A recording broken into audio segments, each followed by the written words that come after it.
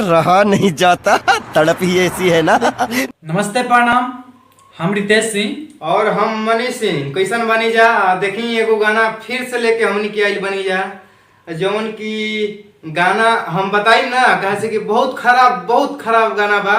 और वो लोग गाना के सुन ली।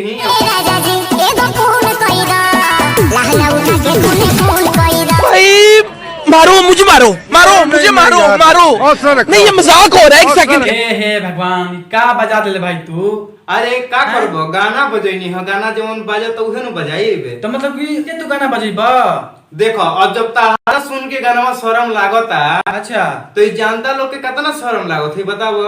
अरे जानता लोग, बाप रे बाप। तो ऐसा गाना तोहनी जना काहे सुनत रह लोग, बताई जा। सुने के ई लोग तो सुनते बने, का करबो बाकी बता जैसे तू सुन ले लो वैसे हाँ। वो सुनताने।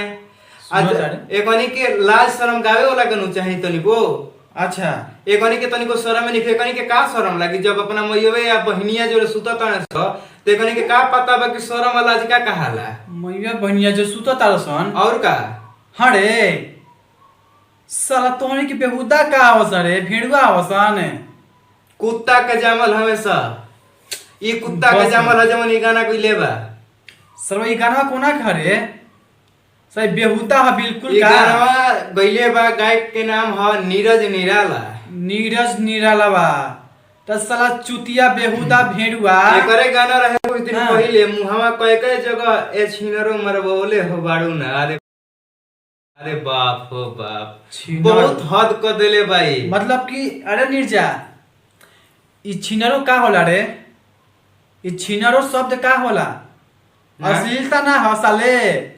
तेरा बेटी के चोदो मस्त जोक मारा रे, ये हंस रे हलकट हंस। का आप समझइले बड़ा, ये ऐसा लोग के हम कहत न बानी कि कहीं के लाज शर्म ना लगी हैं। जे घर में कहीं के लाज शर्म है नहीं के तो बहरी का लाज शर्म लगी कहीं के। देखो ये गाना भी जितना खराब बा, पुरानी होके चाहे नया होके, व्यू देखा ना लोग सुनत है, कितना डिसलाइक बा कितना लाइक बा मिला लतने से। सब लोग लाइक मतलब कि सब लोग के पसंद बा गाना बा। पसंद बताबे तो कह देखो वो एक तरह ले ठीक कहता है कि हमनी के गावत नहीं जाए, दो पैसा कमाए खातिर लोग सुनत है तब गावत नहीं जाए। अच्छा ओकनी के कहा नाम भाई बताओ, अब का कहल जाओ।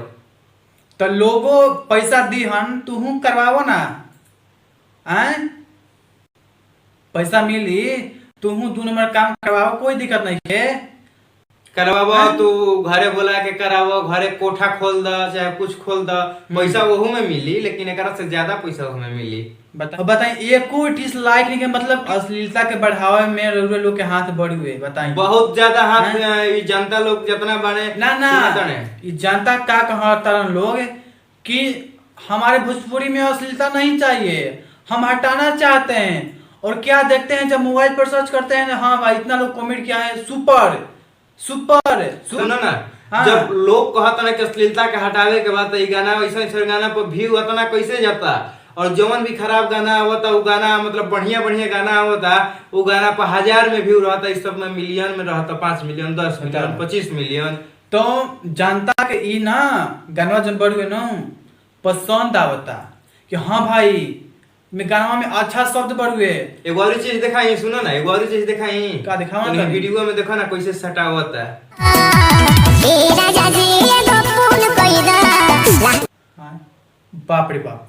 एकनी के हाँ वीडियो में तो अच्छा। उतना खराब सीन ऐसा, और लड़की जैसन लड़की भी के गलती बा के देखो कितना खराब पोज देता ऐसन वीडियो में, जैसे कि सांचो के होत होखे।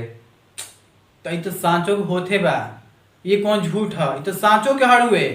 ये सब वीडियो भी बनता और पीछे पर्दा के आड़ में दूसर भी धंधा हो रहा बा। बढ़िया बात कि अगर गाना बढ़िया खराब से मतलब है नहीं के रहो लोग हिंदी गाना सुनी, बढ़िया गाना भाई भोजपुरी के साथ हटाई मार्केट से। मतलब कि एगो काम से दूगो काम होता ना। वीडियो का शूटिंग होता तो पर्दा के पीछे कुछ हो गए, ओकर बाद वीडियो का शूटिंग हो रहा बा। बताओ ना, तने वीडियो की शूटिंग होता होने सब चलता ये हमारे भोजपुरी है। सरस्वती के देन से लोग आगे बढ़ेला। इस लोग सरस्वती के ही इतना खराब शब्द के इस्तेमाल करता, सरस्वती के हर जगह पर अपमान कर रहा बा लोग एक तरह से हमनी के कहब जाए तो। बताओ सोने तोहनी के सिंगर बेहुदा लोग जवन चुतिया साला भेड़ुआ, ये सब अश्लीलता जवन गावत आ, तोहनी के दिमाग नहीं खेले सरवा। मतलब कि तोनी का बताई अब सलाह करने के बोलो हमरा शर्म में लागत बताबो हमरा खुदे शर्म आवता कि का हम बोलिए कनी के सरवा। हम नीरज निराला का चेतावनी देता नहीं, और जितना भी सिंगर बने भोजपुरी में हमने के जितना लोग भी बोला था नहीं, या सब लोग को चेतावनी दिया था कि भैया लोग सुधर जा। बहुत मौका था हर लोग के दिया था, और हर लोग के कुछ नहीं के बोलल जाते, ऐसे तू लोग के कहा था साफ सुधर जा लोग, और बढ़िया बढ़िया गाना गाओ लोग, चाहे तारा लोग के कुछ 1 महीना 2 महीना कुछ कमाई होके चाहे ना होके, लेकिन धीरे धीरे वो गाना सुने लगे लोग। खराब गाना जितने गई उतने गाड़ी सुनबो लोग, ठीक बा। अब कर ले आगे कुछ ना बोलो जावनी के। और हमनी के वीडियो जोना साला चुतिया ई गाना गइले बा ओकरा तक जरूर पहुंचाई, शेयर करके आप लोग से हाथ जोड़कर हम लोग का विनती है, कृपया है, और आप लोग इस वीडियो को जरूर उस सिंगर तक पहुंचाए। और हमनी के चैनल के रुआ लोग आप बोल चैनल के सब्सक्राइब करी, या फेसबुक पेज पर फॉलो करी, ताकि हमनी के जोन भी वीडियो अपलोड करब जो सबसे पहले आप तक पहुंचे। और हमनी से वीडियो में कोनो भी गलती होता, अगर हमनी के गलती रुआ लोग के लागत था तो आप लोग जरूर हमनी के कमेंट में बताएं कि गलती होता, हम लोग सुधारेंगे उस बात को, और ज्यादा कुछ नहीं बोलेंगे। चलिए अगला वीडियो में मिलते हैं।